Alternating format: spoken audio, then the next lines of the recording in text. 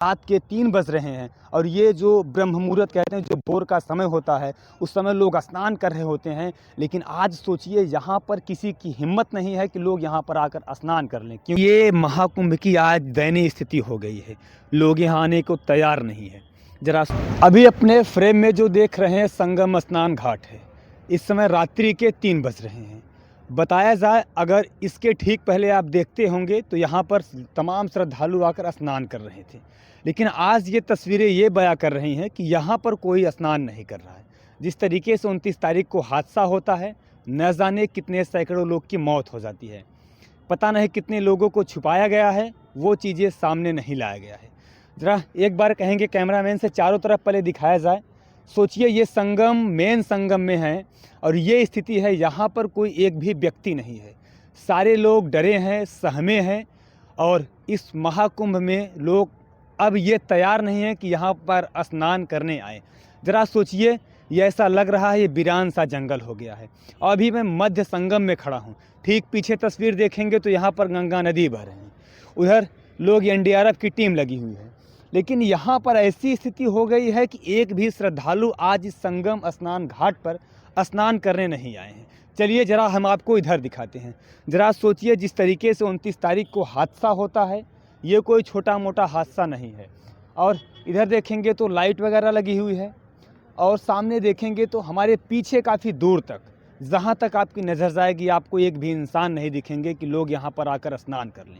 और जो भी लोग यहाँ पर आए हुए थे, वो लोग यहाँ से रवाना हो गए, यहाँ से निकल गए, क्योंकि उनको भी डर था कहीं मेरे साथ बड़ा हादसा ना हो जाए। लेकिन एक सवाल मन में ये भी रहता है, जिस तरीके से 29 तारीख को यह घटना हुआ, कि आखिर इसका जिम्मेदार कौन? कि आखिर मेला के डीएम होंगे या मेला प्रशासन के तमाम जो आला अधिकारी हैं वो इसका जिम्मेदार होंगे, या जो लखनऊ में बैठे हुए तमाम आला अधिकारी इसका जिम्मेदार होंगे? ज़रा सोचिए, जो श्रद्धालु यहाँ पर आए थे स्नान करने के लिए महाकुंभ माघ मेले के 2025 में, वो अगर घर पर नहीं गए होंगे तो उनके परिवार में क्या बीतती होंगी। जो माँ बाप यहाँ पर आए थे स्नान करने के लिए, वो ज़िंदा नहीं लौटे, उनके बेटे इंतज़ार कर रहे होंगे कि मेरी माँ आएगी, स्नान करने गई है लौटकर। अगर वो माँ घर पर नहीं गई तो ज़रा सोचिए उस बेटे के ऊपर क्या बीतेगा। तमाम ऐसे सवाल हैं जिन सवालों को छुपाया गया है। और एक सवाल ये भी रह जाता है कि जब 29 तारीख को यह घटना हुई तो एक जगह नहीं हुआ था। झूंसी के सेक्टर नंबर 21 या 22 में ये घटना हुई, उसके बाद संगम में भी ये घटना हुई, लेकिन उस घटनाओं को छुपाया जा रहा था। लेकिन ये कब तक छुपाया जाएगा? घटना तो आज नहीं तो कल उजागर होकर ही रहेगा। लेकिन मेरा मकसद ये है कि आज की तस्वीरें ज़रा सोचिए, जहाँ पर हज़ारों सैकड़ों श्रद्धालु, यहाँ पर लाखों श्रद्धालु स्नान कर रहे थे संगम घाट पर, आज एक भी श्रद्धालु यहाँ पर नहीं है। आप ये मंजर देखकर ज़रा अंदाज़ा लगा सकते हैं कि आखिर लोग अब क्यों नहीं आ रहे स्नान करने के लिए। ज़रा सोचिए, इधर भी देखेंगे आप, एक भी व्यक्ति आपको नहीं दिखेगा। आप कह रहे होंगे कि ऐसा मैं क्यों कर रहा? सचमुच में ज़रा आप देखिए, इधर गंगा जी मेरे पीछे बह रही हैं और रात्रि के समय 3 बज रहे हैं। यही जब 3 बज रहा होता है, जब भोर का समय होता है, तो यहाँ पर लाखों श्रद्धालु यहाँ पर स्नान कर रहे होते हैं। अभी मैं पुल नंबर अभी लगभग मैं 9 और 10 के करीब हूँ। और बात किया जाए, जिधर थोड़ा थोड़ा अगर आगे चलेंगे तो पुल नंबर 8, पुल नंबर 6, पुल नंबर 7, अभी वो भी तस्वीरें आपको दिखाएंगे। ज़रा वीडियो में बने रहिए। अभी हम पुल नंबर ठीक 8 के करीब आ गए हैं, जहाँ पर सारे श्रद्धालु यहाँ पर स्नान कर रहे होते हैं। लेकिन आज की जो मंजर है, जो आज की ये तस्वीर है, जो ये 3 बजे की तस्वीर है, जो आज आपको कैमरे में कैद करके दिखा रहा हूँ, यहाँ पर कोई भी आपको नहीं दिखेगा। ऐसे मात्र 2-4 लोग गिने चुने हैं जो आपको इस संगम के तटवर्ती किनारों पर दिखेंगे। ज़रा इधर आप एक बार दिखा दिया जाए, ये जो कपड़े बदलने का स्थान है, यहाँ पर ऐसा हुआ करता था कि ये खाली नहीं होता था। यहाँ पर श्रद्धालु अपने कपड़े बदलते थे, लेकिन एक भी श्रद्धालु, ज़रा सोचिए, इसमें कपड़े नहीं बदल रहे हैं। उधर भी ज़रा देखेंगे तो कोई भी श्रद्धालु नहीं है। ज़रा सोचिए, लोग डरे हैं, सहमे हैं कि आखिर कुंभ में क्यों नहीं आना चाहते हैं, क्योंकि उनको डर लग रहा है कि मेरी कहीं मौत ना हो जाए। और इस मौत का जिम्मेदार आखिर कौन होगा? तमाम सवाल हैं, उन सवालों का जवाब आखिर देगा तो कौन देगा? क्या मेला प्रशासन के तमाम आला अधिकारी देंगे, या मेला के डीएम साहब देंगे, या जो तमाम जो बड़े उच्च अधिकारी बैठे हैं लखनऊ में वो देंगे? आखिर जो यहाँ पर न जाने सैकड़ों लोगों की जान गई है, उसका जिम्मेदार कौन है? जो श्रद्धालु अपने घर से निकले थे स्नान करने के लिए, अगर वो घर पर नहीं पहुँचे हैं तो साहब इसका जिम्मेदार कौन होगा? हर कोई चाहता है कि मेरे माता पिता गए हैं स्नान करने के लिए, वो सही सलामत लौट कर आ जाएँ। लेकिन जब वो घर पर नहीं जाते हैं तो उनके बेटे, उनकी बिटिया रोती है, बिलखती है, चिल्लाती है।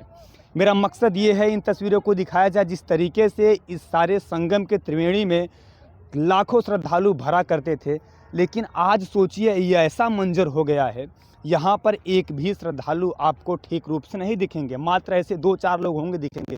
आप कहेंगे कि साहब मैं झूठ बोल रहा हूँ। एक बार ज़रा चारों तरफ दिखाया जाए। सोचिए मैं बालू के रेत पर हूँ, रात के 3 बज रहे हैं और ये जो ब्रह्म मुहूर्त कहते हैं, जो भोर का समय होता है, उस समय लोग स्नान कर रहे होते हैं। लेकिन आज सोचिए यहाँ पर किसी की हिम्मत नहीं है कि लोग यहाँ पर आकर स्नान कर लें। क्यों? यहाँ पर सारे पब्लिक भरे होते थे। लेकिन इस जो रेत पर आज मैं चल रहा हूँ, इस रेत पर एक समय होता था 2-4 दिन पहले यहाँ पर लाखों लोगों की जमावड़ा होता था, लाखों लोगों की भीड़ होती थी।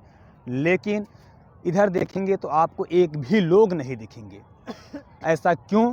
क्योंकि लोग डर गए हैं, लोग सहमे हैं, इसलिए वो नहीं आना चाहते हैं। और लोग ऐसे कमेंट्स कर रहे थे कि आखिर जिस तरीके से 29 तारीख को यह घटना होता है और इस घटना का जिम्मेदार कौन?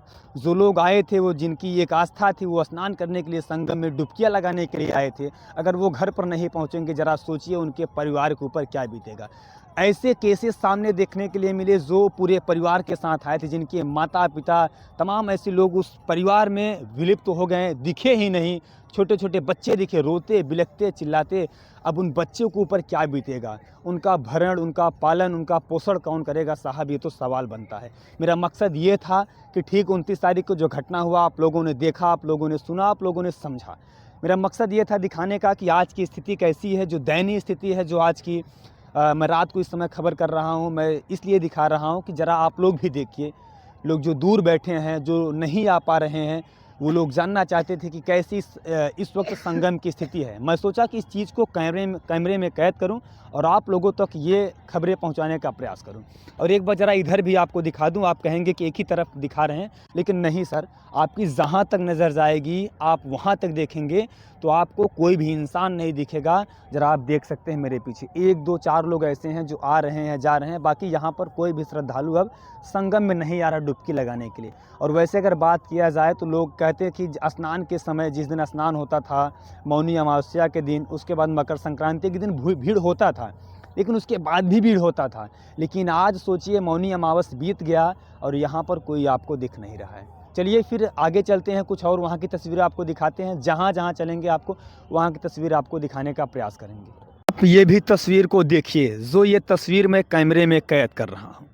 ज़रा देखिए, जहाँ तक आपकी नज़र जाएगी, जहाँ तक आप देख पा रहे होंगे, आपको एक भी इंसान नज़र नहीं आएंगे। ज़रा सोचिए, ऐसी ये महाकुंभ की आज दयनीय स्थिति हो गई है।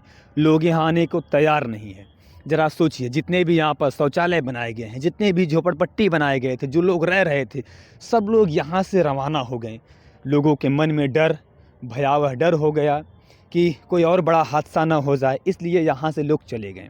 चलिए और आगे की जो तस्वीरें हैं कैमरे में कैद करके आपको वो भी साझा करने का प्रयास करते हैं।